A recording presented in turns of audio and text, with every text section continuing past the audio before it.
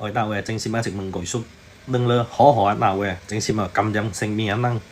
呀攞着向性惡衰能，你來嚟顧，了好，我叫林成雄，甚至衝上超個惡潮，伊說冇意思，伊說冇普通了，伊說笑個惡潮，呀你來冇嚟顧呢，呀你能真心背冇，伊說如冇明我明正嘅對睇了，這就那位佢叔，當時攞着推銷。cái mấy nhà lão lỡ dù họ anh đồ chỉ bằng năng đừng lỡ cái chỉ nhau giống như thằng quẻ cái buổi đơn nên cái y là đi à cái ngã đơn nên buổi mò lỡ buổi này cụ y à tôi cái chỉ chơi à y xong cái buổi anh lỡ ya đừng lỡ hi bằng phát điện ngoài mừng luôn à ya lỡ đại khoảng mẹ lỡ cái nào ai của đi à y mừng là đi à mấy cái lỡ này kiện lão họ đi à mẹ họ kiện lão đi à cái lỡ y xong cái buổi anh lỡ